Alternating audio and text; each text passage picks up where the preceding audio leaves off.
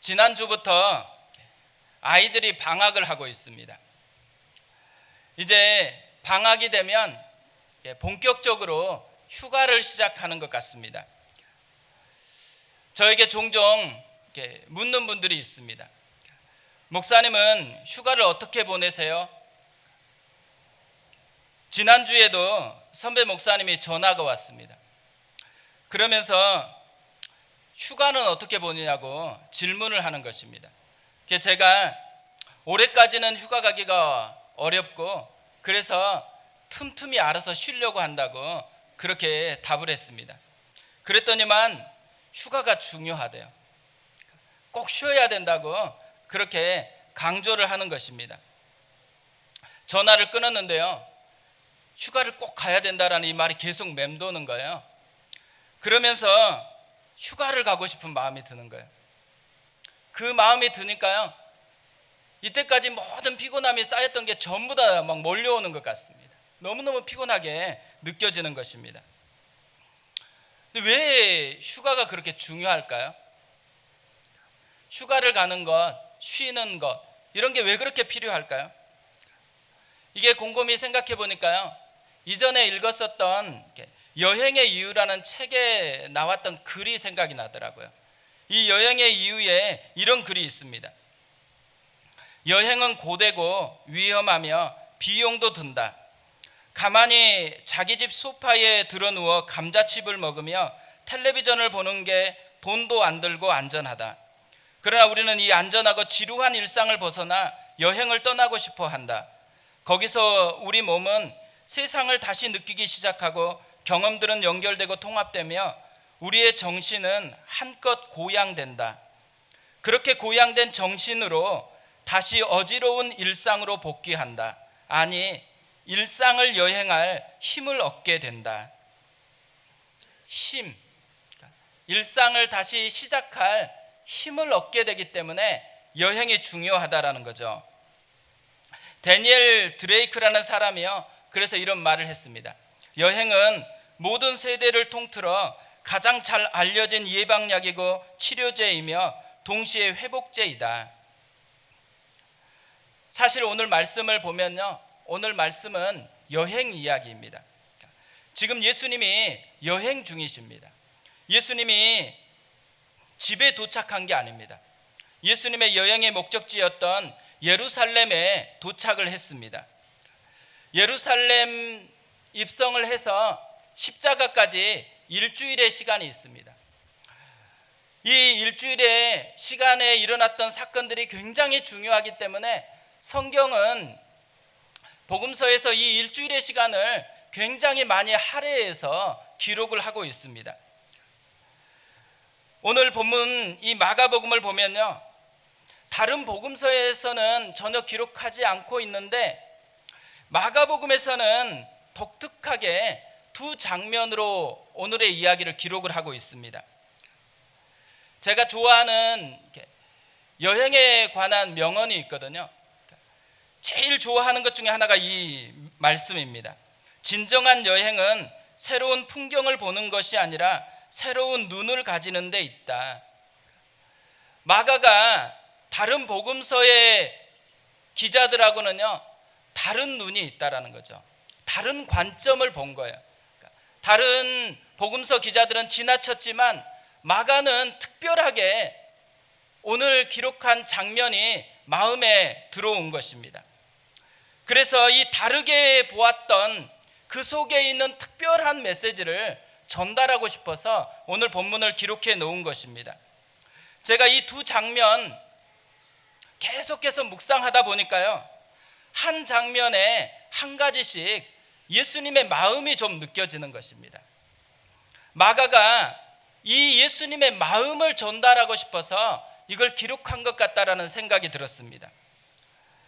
이 예수님의 마음에서 우리가 이번 여름에 회복했으면 좋겠다고 생각하는 것들이 한 가지씩 발견이 됐습니다. 그래서 오늘은 이 예수님의 마음을 살펴보면서 우리가 진짜 회복해야 될 게 뭔지를 한번 점검해 보는 시간이 됐으면 좋겠습니다. 첫 번째로 우리가 회복해야 될 것이 있다면 관계 회복입니다. 오늘 첫 번째 장면은 예수님이 예루살렘에 도착하자마자 처음으로 들렸던 곳에 대한 이야기입니다. 사실 마음이 있으면요, 천리길도 한 걸음 같아요. 근데 마음이 식어지면 어떻게 돼요? 한 걸음도 천리길 같이 느껴집니다. 예수님께서 처음으로 이 예루살렘에서 들렸다라는 것은 마치 천리길을 한 걸음 같이 그런 마음으로 지금 이곳에 들렸다라는 것입니다. 11절을 보면 예수께서 예루살렘에 이르러 성전에 들어가사 모든 것을 둘러보시고 때가 이미 저물매 12 제자를 데리시고 베다니에 나가시니라. 예수님이 맨 처음 도착한 곳은 성전이었습니다. 예수님의 마음이 성전에 있다라는 거죠. 사실 예수님이요, 다음 날도 성전에 오셨습니다. 그런데 지금 예수님이 성전에 도착한 시간, 성전을 둘러보면서 시간에 대한 것을 기록을 하고 있는데요, 11절에 이미 저물매 이렇게 기록이 되어 있습니다. 다음 날 올 거거든요. 그냥 가도 돼요. 그런데 예수님께서 굳이 이날 성전에 들려서 성전에서 뭔가를 좀 하고 싶은 마음이 있었다라는 거죠.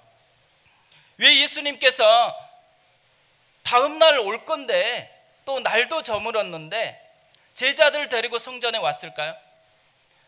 제자들에게 전하고 싶은 메시지가 있는 거죠. 이 성전에 와서 예수님이 지금 뭐에 마음이 있는지를 전달하고 싶은 것입니다. 사실 여행에서요, 여행 가면 적어도 두 가지가 중요하잖아요. 맛집이 중요합니다. 그래서 맛집 쫙 찾아보고요. 또 뭐가 중요해요? 아름다운 장면이 있는 곳, 그런 뷰포인트가 굉장히 중요하죠. 예수님이 성전에 왔어요. 여행으로 왔습니다. 뭘 보고 왔을까요? 아름다운 그런 장면이 있거나 또 맛집이 있어서가 아니에요. 예수님이 성전을 통해서 제자들에게 뭔가 알려주고 싶어하는 메시지가 있기 때문에 오셨습니다. 성전이 의미하는 게 뭐겠어요? 예수님이 이 성전에서 제자들에게 전달하고 싶은 메시지가 어디에 있을까요? 사실 성전은요, 하나님과 우리 사이의 관계를 회복하는 것입니다. 우리가 일상을 살아가다가 하나님과 단절이 되어져요. 막혀 있어요. 그때 성전으로 나와서 다시 하나님과 우리 사이의 관계를 회복하는 것, 그것이 성전입니다. 그래서 이 성전에서 예배를 통해서 다시 하나님은 하나님의 자리됨을 회복하고 우리는 우리의 자리를 회복하는 것, 이것이 성전인 것이죠. 이스라엘이요, 원래 성막에서 지내다가 이제 성전을 지어서 성전 생활을 하게 되어집니다. 첫 번째 성전을 지었던 사람은 솔로몬이었습니다. 솔로몬이 성전을 다 짓고 나서 하나님 앞에 기도를 하고 또 모든 백성들과 더불어서 예배를 드립니다. 이 예배가 끝나자마자 하나님이 솔로몬에게 찾아옵니다. 그리고 솔로몬에게 이렇게 말씀합니다. 열왕기상 9장 3절인데요. 여호와께서 그에게 이르시되 내 기도와 내가 내 앞에서 간구한 바를 내가 들었은즉 나는 내가 건축한 이 성전을 거룩하게 구별하여 내 이름을 영원히 그곳에 두며 내 눈길과 내 마음이 항상 거기 있으리니. 하나님이 지금 솔로몬에게 하신 말씀이 뭐예요? 특별하게 대하겠다라는 거예요. 거룩하게 구별하고 영원히 함께하고 또 눈길과 마음을 두겠다고 그렇게 이야기를 합니다.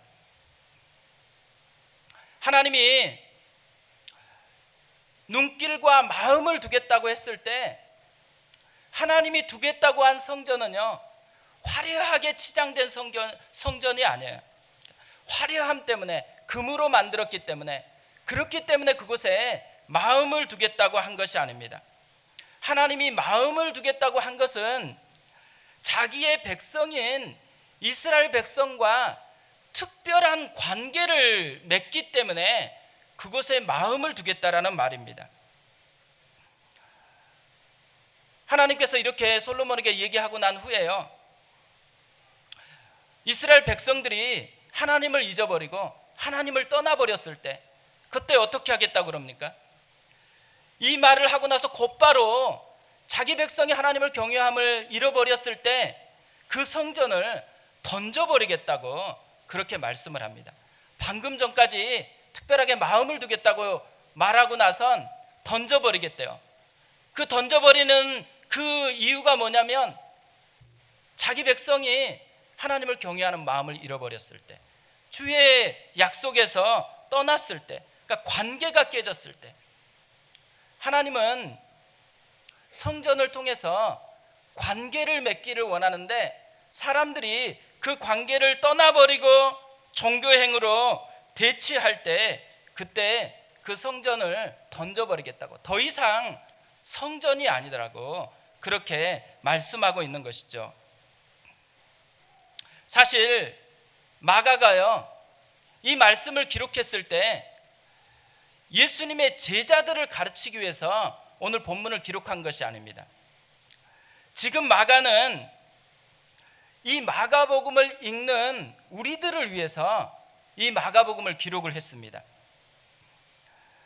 마가복음을 통해서 진짜 알려주고 싶어하는 메시지를 담고 지금 우리에게 와서 이 마가복음으로 말씀하고 있다라는 거죠. 성전된 우리를 향한 하나님의 마음, 성전된 우리를 향한 하나님의 마음이 있다라는 것을 우리에게 알려주고 싶은 것입니다. 하나님은 지금 우리에게 관심이 있다라는 거죠.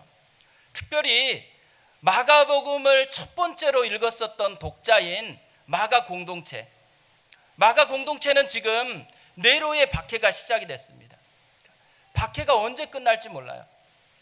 처음에는 주를 향한 신실한 믿음으로 박해를 견디죠.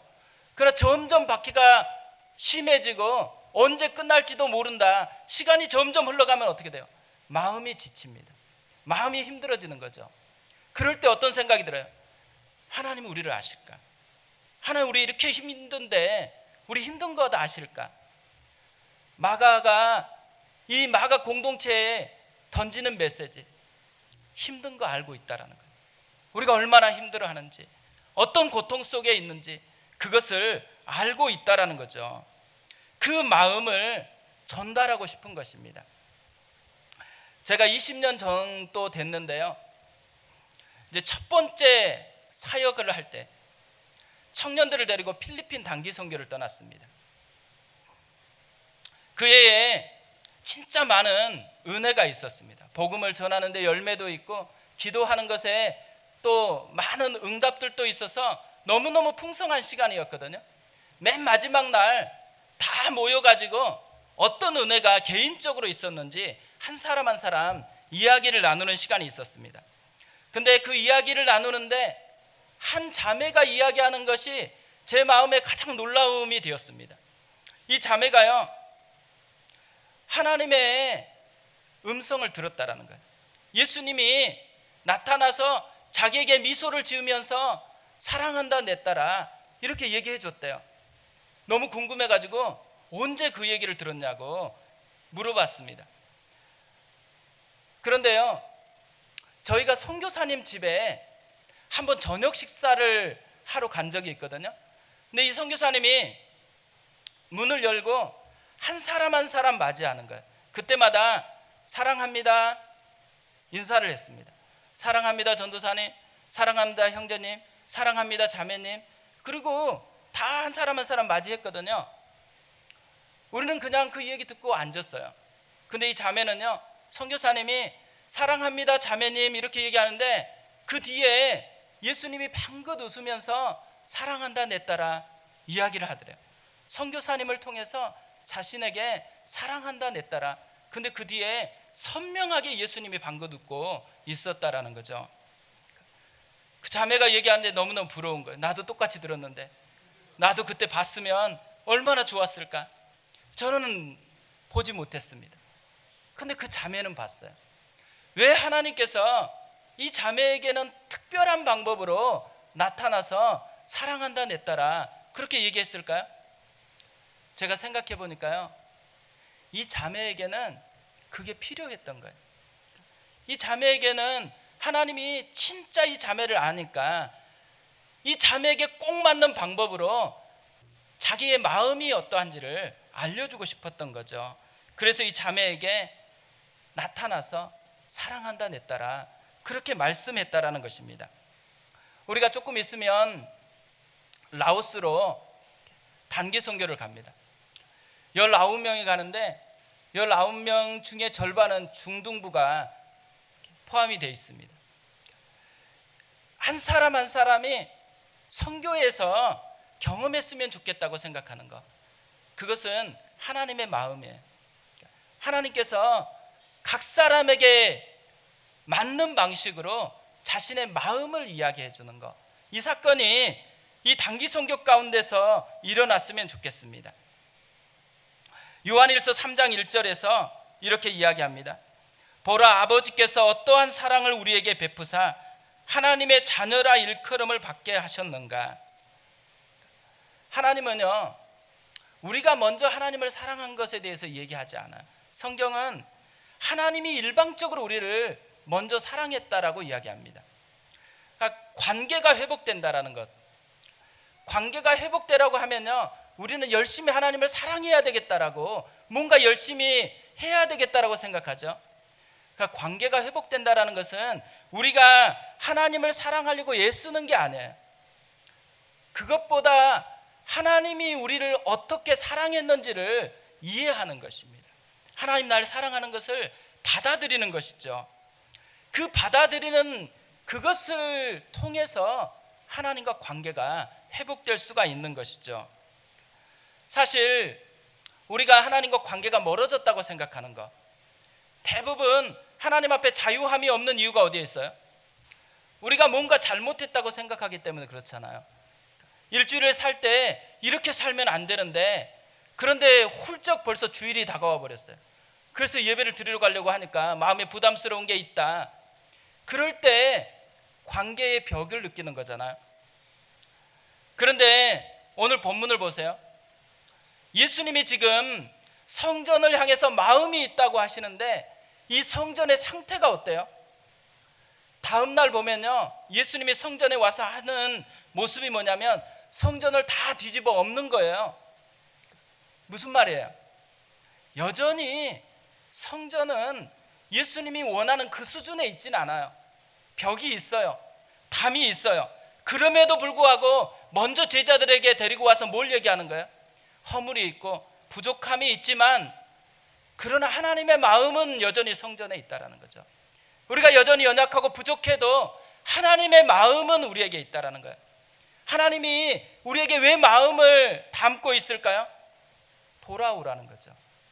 내가 여전히 기다리니까 내 손을 붙잡으라는 것입니다. 그래서 이런 하나님의 마음을 알았던 신앙의 선배들이 계속해서 불렀던 찬양이 있잖아요. 세월 지나갈수록 의지할 것뿐일세 무슨 일을 만나도 예수 의지합니다. 매일 일상에서 예수께로 돌아가는 것, 예수님이 그것을 원하셔서 우리를 바라보고 있는 것입니다. 이 은혜를 회복하는 시간이 되었으면 좋겠습니다. 두 번째로 우리가 회복해야 할 것이 있다면 열매를 회복하는 것입니다. 두 번째 장면은요, 무화과 나무를 저주하신 사건입니다. 이 말씀은 참 고민이 되는 말씀입니다. 고민이 되는 이유가 있죠. 첫 번째로는 파괴적인 기적이에요. 예수님이 기적을 행하셨을 때는요, 다 살리거나 회복시키시기 위해서 기적을 행하셨는데 유일하게 이 무화과 나무 기적은 죽이는 기적이에요. 또 하나 더 큰 문제가 있어요. 그 문제는 파괴적인 기적인데 그 파괴적인 기적을 행하는 이유가 불합리하다라는 것입니다. 13절을 보세요. 멀리서 잎사귀 있는 한 무화과 나무를 보시고 혹 그 나무에 무엇이 있을까 하여 가셨더니 가서 보신즉 잎사귀 외에 아무것도 없더라. 이는 무화과의 때가 아님이라. 무화과 나무를 저주하시는데 열매가 있어야 할 때가 아닌데도 불구하고 저주하셨다라는 것입니다. 그래서 20세기에 영국의 유명한 철학자였고요, 대표적인 무신론자였던 버틀런트 러셀이라는 사람이 있어요. 이 사람이 나는 왜 기독교인이 아닌가 이런 책을 썼거든요. 이 책에서 이 무화과 나무의 저주에 대한 이야기를 합니다. 무화과 나무의 때가 아닌데도 불구하고 무화과 나무에 열매가 맺지 않는 게 당연한 거잖아요. 그런데도 예수님이 시장하다라는 이유, 배고프다라는 이유 때문에 무화과 나무를 저주했다라는 거예요. 이런 모습을 보니까요, 소크라테스나 공자보다도 훨씬 예수가 못하다라는 거예요. 그런 예수를 받아들일 수 없다라는 거죠. 이런 오해가 있을 가능성이 있거든요. 우리도 이 본문을 읽다가 이상하잖아요. 그런데 이상한 것을 마가가 모르고 기록했겠어요? 이상한데도 기록을 했어요. 왜 기록했을까요? 이상한 것을 통해서 전달하고 싶은 메시지가 있기 때문에 이 본문을 기록해 놓았다라는 것입니다. 그래서 제가 책을 이리저리 찾아보니까요, 이걸 설명하는 답이 두 가지더라고요. 첫 번째로는 현실적인 답변이에요. 주로 무화과 나무가 이스라엘은 3월에서 4월 사이에 잎이 풍성해진다고 합니다. 그러면서 조그마한 열매들이 그때부터 이제 맺히기 시작한대요. 그리고 8월 이후에 열매가 익어가지고 그때부터 수확을 한다고 합니다. 지금이 예수님이 예루살렘에 도착하셨던 이 시점이 4월 정도 되거든요. 4월 정도 됐으니까 열매가 이제 조그마한 열매들이 맺히기 하는 때잖아요. 그래서 예수님이 배가 고프니까 익은 열매를 찾은 게 아니고 조그마한 그런 작은 열매를 찾았다라는 거예요. 좀 현실적으로 합리화시키려고 이런 답을 찾아내고 있는 것 같아요. 그러나 오늘 본문을 보면 무화과의 때가 아니다라는 것을 못 박았어요. 그렇기 때문에 이런 현실적인 답은 충분치가 않는 것이죠. 그리고 두 번째로 진짜 좋은 답이라고 생각하는 답이 있습니다. 그건 신학적인 답인데요, 예수님께서 무화과 나무의 저주를 행하는 이 행동이 비유 행동이라는 것입니다. 그러니까 비유 행동이라는 게 뭐냐면, 선지자들이요, 메시지를 말로 전할 때도 있는데 온 몸으로 전하는 때가 있어요. 그래서 말보다도 훨씬 더 강력한 메시지를 전하고 싶은 거죠. 그럴 때 행하는 그런 행동들을 비유 행동이라고 그렇게 얘기한다고 합니다.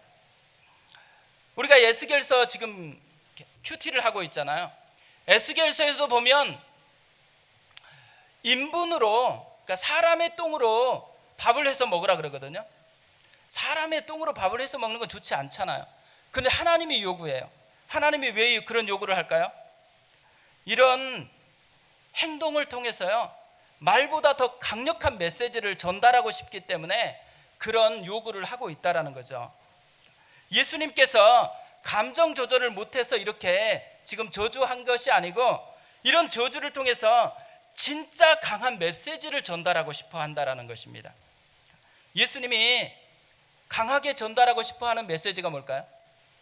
오늘 본문을 보면 그렇게 어렵지 않습니다. 두 가지를 살펴보면요, 첫 번째로는 예수님은 잎사귀의 무성함보다 열매를 원하신다라는 거죠. 열매가 더 중요하다라는 거예요. 13절 다시 보세요. 멀리서 잎사귀에 있는 한 무화과 나무를 보시고 혹 그 나무에 무엇이 있을까 하여 가셨더니 가서 보신즉 잎사귀 외에 아무것도 없더라. 이는 무화과의 때가 아님이라. 무화과 나무의 잎사귀가 굉장히 풍성하니까 예수님이 기대한 거잖아요. 요 정도면 뭔가 있을 거라고 기대를 했습니다. 예수님이 기대하면서 찾은 게 뭐예요? 잎사귀의 풍성함이 아니고 열매를 찾고 싶어서 온 것이에요. 당시에 바리새인들, 당시에 신앙을 주도했던 제사장들, 잎사귀가 굉장히 풍성한 신앙이었습니다. 열심히 예배를 드렸고 열심히 기도를 했고 말씀을 순종하기 위해서 애를 쓰고 있었어요. 예수님이 그들을 보시면서 잎사귀가 많으니까 열매도 있을 거라고 생각한 거잖아요. 그런데 그들에게서 발견된 게 뭐예요? 열매 없는 신앙이에요. 마음이 없어요. 하나님을 경외하는 마음 없이 그냥 예배로 해치우고 있는 것이에요. 주님이 오셨잖아요. 하나님이신 그분이 오셨는데 그분을 받아들일 마음이 없어요. 자기 고집으로 주님을 배척합니다. 잎사귀는 풍성한데 그래서 조금 기대했는데 열매가 전혀 없는 그런 신앙생활을 하고 있다라는 것이죠. 두 번째로 발견할 수 있는 메시지는요, 타이밍이에요. 타이밍. 우리가 원하는 때에 그때 뭔가가 이루어지기를 꿈꾸는 게 아니고요, 하나님이 원하는 때가 중요하다라는 거예요. 무화과 나무가 때가 아닌데도 불구하고 예수님이 열매를 기대하고 찾으시잖아요. 우리도 신앙생활 하다 보면요, 우리의 타이밍을 되게 강조하시는 분들이 있어요. 아직 준비가 안 됐대요. 준비가 되면 하겠다라는 거예요. 물론 준비가 돼서 순종하는 것도 굉장히 소중하죠. 그러나 준비가 안 됐을지라도 하나님이 요구하면 그게 하나님의 때라는 거예요. 하나님은 지금이 두드리면서 하나님의 때라고, 지금 열매를 드러내야 된다고 그렇게 요구하고 있다라는 거죠. 제가 사실요, 사역을 하면서 여러 가지 신방을 해봤잖아요. 그러면서 발견한 게 하나 있어요. 많은 분들이 신앙생활을 하면서 진짜 힘들어하는 한 가지 주제가 있더라고요. 어떤 게 힘들까요? 기도를 힘들어하더라고요. 어떤 분은 심지어 다락방에 가기 어렵대요. 왜 가기 어렵냐고 물어봤더니만 순장님이 아무나 기도를 시킨대요. 그날 순장님의 마음에 든 사람한테 그냥 기도를 시키니까 준비가 안 돼가지고 기도를 하려고 하니까 너무 힘들대요. 그래서 순장님이 제발 좀 그렇지 않게 해달라고 순장님에게 부탁해달라는 거예요. 근데 제가 사실 처음에 할 때는요, 그 말이 좋게 들렸어요. 그래서 순장님께 전달해드리겠다고 그렇게 이야기를 하고 신방을 마쳤거든요. 근데 이분만 그런 게 아니더라고요. 계속해서 이런 분을 만났어요. 그러다가 생각해 보니까요, 이분들이 지금 저한테 얘기하는 이유가 뭘까를 생각해 보니까 결론이 뭐예요? 자기 안 변하고 싶다라는 거예요. 자기는 기도를 더 성숙해가고 기도를 배워가면서 누가 시키더라도 그래도 하나님과 기도하면서 풍성함을 누리겠다라는 이 의지가 없는 거예요. 그리고 자기에게 다 맞춰달래요. 하나님이 요구하는 게 뭐예요? 하나님의 타이밍에 우리의 삶을 맞추라는 거예요. 내가 기도가 부족하면 하나님이 분명히 두드립니다. 엉뚱한 순장님을 만나가지고 기도를 하게 되니까 할 수 없어서 기도를 배우게 돼요. 왜 기도를 배우게 될까요? 하나님의 타이밍이니까. 난 조금 싫은데 근데 좀 과격한 분 만나가지고 계속 끌려다니면서 전도도 하고 막 하는 거예요. 근데 왜 하게 돼요? 하나님의 타이밍이니까. 우리가 내일부터 특별 새벽 부흥회를 합니다. 특별 새벽 부흥회를 왜 할까요? 하나님의 타이밍이니까. 우리가 금요일 날 빙수 기도회를 하잖아요. 빙수 기도회를 하는 이유가 어디 있어요? 사실 우리 교회는 새벽 예배도 없죠. 금요 철야도 없죠. 학교를 쓰다 보니까 일상적으로 할 때는 이 공간에서 사용하기가 좀 어렵더라고요. 방학이 되니까 이 공간을 마음껏 쓸 수가 있거든요. 그래서 방학 때 우리가 훨씬 효과적으로 살아야 되겠다. 그렇게 하면서 방학 때 더 기도하고 방학 때 훨씬 주님과 가까워져야겠다, 그런 생각을 한 거예요. 그래서 내일부터 다시 특세를 좀 하고 또 빙수기도회를 하는데, 빙수기도회를 하면 애들을 데리고 오면 어떻게 할지 힘들잖아요. 또 애들 핑계 될까 봐서 성경 주만지 프로그램을 합니다. 성경 주만지는 우리가 기도하는 시간에 좀 힘들지만 교육자들이 애들을 데리고 성경 프로그램을 하는 거예요. 애들은 거기에서 하나님과 또 배워가고 어른들은 어떻게 하면 돼요. 훨씬 깊이 기도할 수 있도록 배려를 받았습니다. 무슨 말이에요? 하나님의 타이밍이라는 거예요. 우리가 지금 하나님의 때를 살아가고 있습니다. 이 하나님의 때를 붙들고서 하나님 앞에 반응하는 것이 지혜로움이라는 거죠. 팀 켈러 목사님이 계시거든요. 이 팀 켈러 목사님이 자신의 사역을 다 정리해가지고 후배들을 돕기 위해서 책을 한 권 썼습니다. 굉장히 두꺼운 책인데 센터 처치라는 책을 썼습니다. 그런데 이 책의 첫 문장에 보면요, 이 책을 쓰는데 중요한 질문 하나를 해요.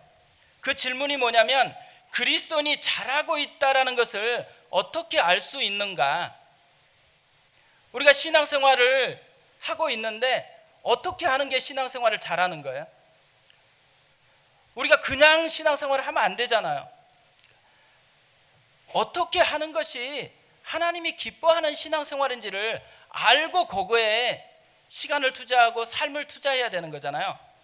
그런데 이 질문을 하고요, 보편적으로 사람들이 생각하는 답을 이야기를 해요. 첫 번째가 뭐냐면 성공이래요. 성공. 사람들은 뭔가 잘하면 그러면 하나님이 기뻐할 것 같다고 생각한대요. 그래서 기도도 조금 더 잘하고 전도도 잘하고 뭔가 잘하는 것을 보면은 저 사람은 신앙이 좋다, 신앙생활 잘한다, 이렇게 생각한다라는 거죠. 그런데 막 성공하고 어떤 사람은 몸만 하면 잘 되는데 진짜 주를 향해서 마음을 담은데도 불구하고 안 되는 분이 있잖아요. 이런 분들은 그러면 이 성공이라는 잣대로 보면 자기는 뭘 해도 안 된다고 하나님께 버림받은 영혼이 되잖아요. 자기의 마음은 하나님과 아무 문제가 없어요. 그러다 보니까 이분들이 성공이 답이 아니고 그것보단 충성이 답이다라고 그렇게 이야기를 하는 거예요. 하나님은 마음을 기뻐하는 거니까 마음을 담는 것이 중요하다라는 거죠. 많은 사람들이 그렇게 생각하잖아요. 근데 이 책에서는요, 이 충성됨만으로는 충분하지 않다라는 거예요. 그러면서 스펄전 목사님이 한 이야기를 거기에 기록을 하고 있습니다. 스펄전 목사님이 이렇게 이야기했습니다. 좋은 사람들이 지원서를 냈다. 대단히 뜨거운 열심을 갖고 있다는 점에서는 특별하지만 그들은 분명 머리가 비어 있는 것이 틀림없다. 그들은 끝없이 말을 쏟아내지만 그 말 속에는 아무런 내용이 없다. 또한 성경을 들추고 강대상을 내려치지만 성경에 아무것도 길어 올리지 못하는 사람들이다. 그들은 정말 진지하고 가장 고된 일이라도 수고를 마다하지 않는 사람들이지만 정작 아무것도 만들어내지는 못한다. 그래서 나는 그 지원서들을 대부분 불합격 처리했다. 사람들이 굉장히 중요하게 여기는 가치 중에 하나가 열심이거든요. 열심, 충성됨. 이것을 교회에서는 특별히 더 강조하는 경향이 있습니다. 그런데요, 이 충성됨만으로는 부족하다라는 거예요. 충성되는데 왜 충성해야 돼요? 충성의 목적이 있는 거잖아요. 충성의 목적이 뭐예요? 이 팀 켈러 목사님은 이 충성의 목적을 열매 맺는 것이다라고 이야기를 합니다. 예수님께서 말씀하신 이 말씀을 인용을 해요. 요한복음 15장 8절인데요. 너희가 열매를 많이 맺으면 내 아버지께서 영광을 받으실 것이요 너희는 내 제자가 되리라. 열매를 많이 맺으면 하나님이 기뻐한대요. 그리고 우리가 진짜 제자로 하나님께 인정을 받는데요. 그런데 열매를 많이 맺지 않으면 어떻게 돼요? 예수님은 잘라버린대요. 예수님이 원하는 삶의 모습이 뭐예요? 충성됨 그 이상 열매 맺는 것. 그러니까 우리의 삶에서 진짜 열매를 맺어가고 있느냐를 점검해야 된다라는 거죠. 우리가 맺어야 될 열매 중에 가장 중요한 열매가 뭘까요? 저는 열매 중에 우리가 진짜 맺어야 될 열매가 있다고 한다면 이 말씀에 담겨 있다고 생각해요. 예수님의 유언. 예수님은 제자들을 3년 동안 가르치고 난 후에 마지막 승천하시면서 모든 가르침을 압축해서 맺어야 될 열매를 한마디로 이야기하셨습니다. 제자를 삼으라. 제자를 삼는 것이 우리가 맺어야 될 열매라는 거예요. 다시 생각해 보세요. 내가 신앙생활을 잘하고 있는가? 뭘 해야지 잘하고 있는 거예요? 제자를 삼아야지만 잘하고 있는 것이에요. 앞에 다른 것을 다 잘했다고 했을지라도 어떻게 보면 그것은 잎사귀가 풍성한 것에 지나지 않을 수 있어요. 열매를 맺는다라는 것, 그러니까 제자를 삼는다라는 것을 진짜 잘하려면 뭘 해야 될까요? 내가 제자가 되는 거예요. 내가 예수님의 온전한 제자가 되면 되는 거예요. 우리가 제자 훈련을 하고 있습니다. 이제 방학을 했습니다. 제자 훈련을 하는데요, 제자 훈련은 정보 제공하는 시간 아니에요. 습관 들이는 시간 아니에요. 뭘 하기 위해서 제자 훈련을 할까요? 존재를 드리기 위해서 제자 훈련을 합니다. 저의 존재인데 제 속에 있는 예수와 함께하는 삶의 전 존재를 들여서 한 사람에게 전달하면 그 사람이 자기의 전 존재 속에 있는 예수님을 경험하고 그 존재로 또 다른 사람에게 전달하는 것, 이것이 제자 훈련입니다. 우리가 우리의 삶에 제자로 삼아야 될 사람을 하나님이 다 주셨다고 생각해요. 저는 제 인생에 있어서 가장 중요한 제자로 저희 딸들을 삼고 있습니다. 제 딸들이 저의 가장 중요한 제자예요. 얘들의 인생이 어떻게 되느냐가 제가 주님 앞에 가서 평가받아야 될 가장 중요한 것이라고 생각을 하고 있습니다. 저를 보고 있고 말하는 것, 내면 세계, 모든 것을 보면서 훈련을 받고 있는 아이는 저희 딸들밖에 없어요. 그렇기 때문에 제 딸들이 진짜 예수를 잘 믿기를 원해요. 진짜 예수의 제자답기를 원해요. 그러기 위해서 뭐가 필요한가요? 제가 제자 돼야 되는 거죠. 제자됨을 보여줘야 된다는 겁니다. 사실요, 오늘 두 가지 말씀, 두 장면을 살펴봤잖아요. 예수님이 마음을 보이기 위해서 성전으로 들어가셨습니다. 예수님이 더 강한 메시지를 전하기 위해서 지금 무화과 나무 저주하고 있습니다. 이 내용을 보면요, 그렇게 막 행복한 그런 관계에 있는 장면이 아니에요. 경고가 있고요, 그리고 사실은 무서운 얘기예요. 그런데도 불구하고 오늘 말씀이 우리에게 이걸 선명하게 기록하고 도전하고 있어요. 왜 이런 경고를 우리에게 이야기하고 있을까요? 결단하라는 거죠. 우물쭈물하고 머뭇거리고 그럴 시간이 아니다라는 거예요. 결단하고 주님께로 나와야 된다라는 거예요. 그래서 관계가 회복이 돼야 되는 거죠. 결단하고 주님의 타이밍이라고 여기고 주님께로 헌신해야 된다라는 거예요. 그 헌신을 통해서 뭘 만들어내요? 열매 맺음. 열매를 맺어내서 진짜 주님 앞에 나갔을 때 주님도 기뻐하고 우리도 하나님 앞에서 감격할 수 있는 그 삶으로 주님이 우리를 초대했다라는 것입니다. 이번 여름에요, 우리가 회복해야 되는 것, 이 두 가지를, 관계 맺음과 열매 맺음을 회복하는 그런 은혜가 있었으면 좋겠습니다.